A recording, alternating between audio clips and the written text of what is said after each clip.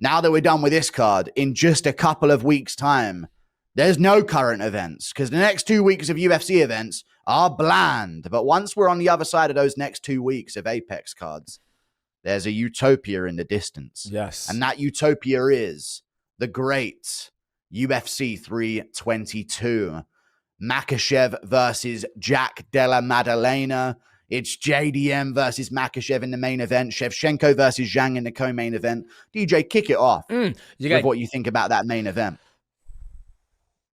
If there wasn't a main event that had skill for skill, technique for technique, somebody coming up from lightweight, Islam Makhachev getting the opportunity to go up to 170 to have that, double champ status. The UFC doesn't allow that anymore, but the double champ status, taking on a JDM where I feel like JDM was a dark horse, right? Not very known to the public, great technique, great grappling, but the beating he put on Bilal Muhammad, being able to finish him and just out jab him. A lot of people said that fight was going to be boring. It turned out to be a banger fight. For him to take on a guy like Islam Makhachev, not steering away from that challenge. Islam is coming up, so he's going to be, I feel like comparably size-wise, they're going to be about even, Islam's super good. JDM's got Craig Jones in the camp to, battle. And Volkanovski to battle that, Dagestan wrestling.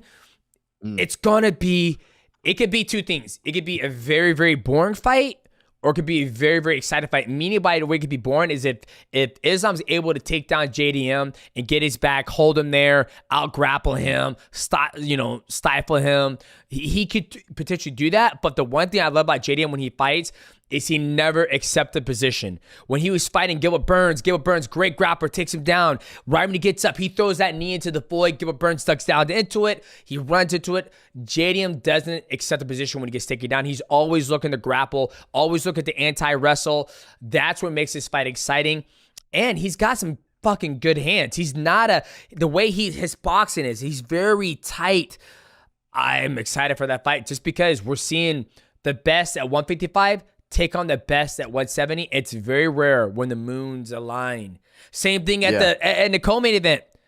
Shevchenko taking on Wei Let Lee. me have a turn in the main event. Okay. Go ahead, babe. Go ahead, get in there. Don't just move on. I got things to say about this. Let's go. But Makhachev JDM, this one's special to me. Okay, I've been watching JDM since the regional scene when he was taken out. Some of the if you haven't seen it, go and watch back Della Maddalena's regional KOs. Some of the nastiest KOs you'll see.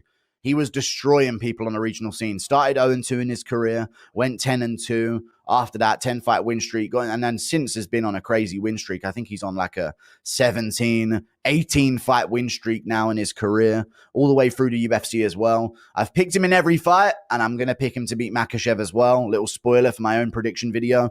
But my take on this fight is amazing matchup. I think Makhachev, there's a narrative that Makhachev's ducking Ilia Topuria. But if Makhachev was not fighting Ilia Topuria because he wanted to defend his title against Max Holloway for a BMF belt, maybe I'd say, okay, he's ducking Ilia. He wants an easier matchup against a striker, maybe.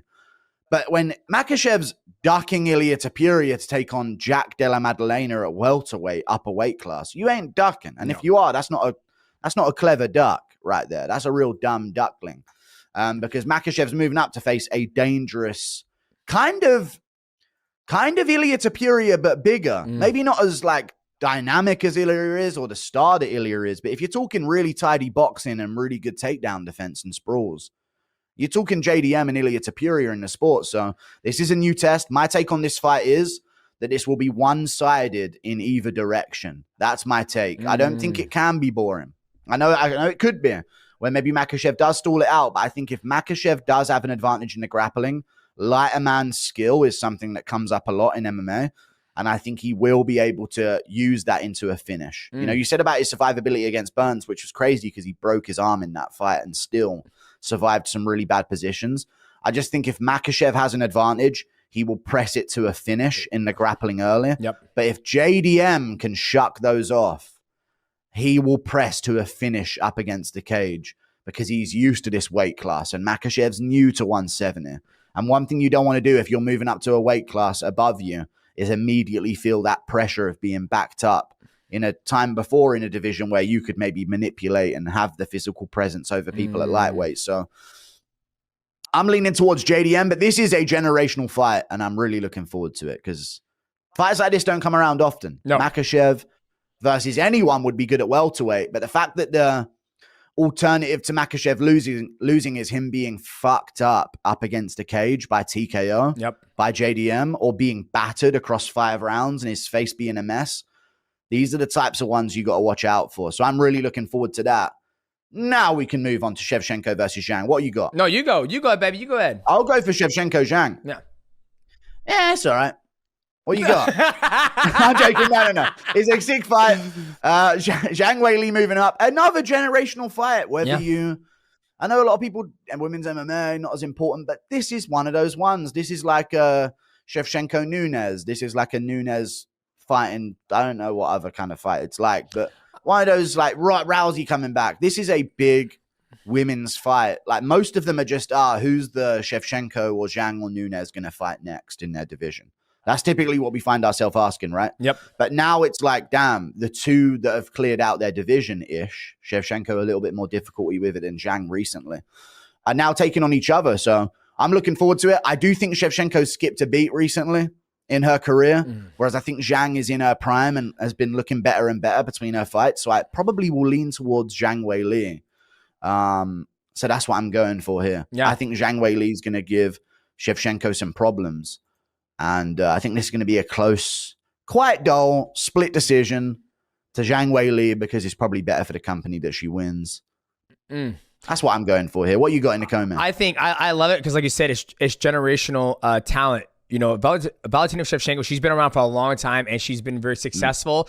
Has she lost a step? I'll agree with you on that because when she fought Grasso, I felt like she realized she couldn't, she can out-grapple her by just taking her down, staying in her guard, not going to side control, because each time she went to side control, she would lose that position. Where I feel like Weili, she's gotten better every single time she fights. The speed, the transitions, the technique, the wrestling that she got when she went train with Henry Cejudo with the inside trip.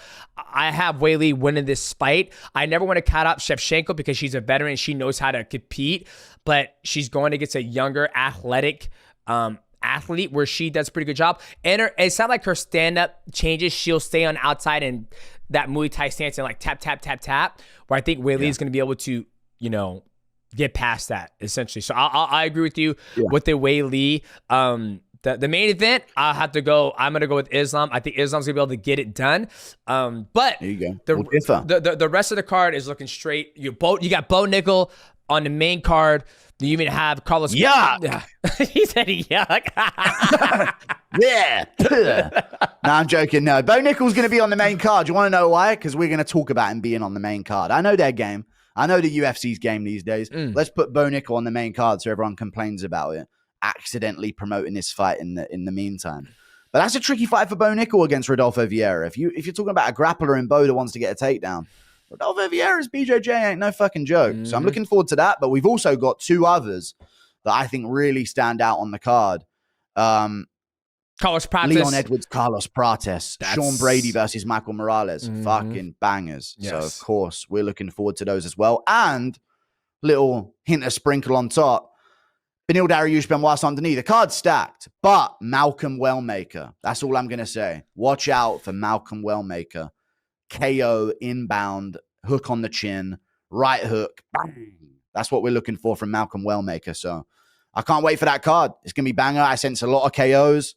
Got a lot of movement in the welterweight division. That's JDM Makhachev, Brady Morales, and Edwards Prates. If the welterweight landscape ain't cleared up by that weekend, I don't know what will. Yeah. Sick card. Well, my friend, it's always good to connect with you again, especially after, don't want to say it was amazing, UFC 321, but it's kind of unfortunate. We waited 15 months to see Tom Aspinall get back in there, but we had a great time breaking that down with the eye pokes, the bowling ball reference, the Chris Barnett with the titty swinging back and forth.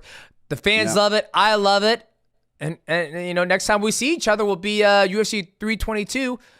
JDM take on Islam Makhachev. So, ladies and gentlemen. And we'll see who's correct. Yeah, we'll see who's correct. On that one. So, ladies and gentlemen, we'll catch you for the next episode in only 3 weeks. Because remember, September was skipped, so we had to wait a long time. But in only 3 weeks, we're going to be recapping UFC 323. Don't miss it.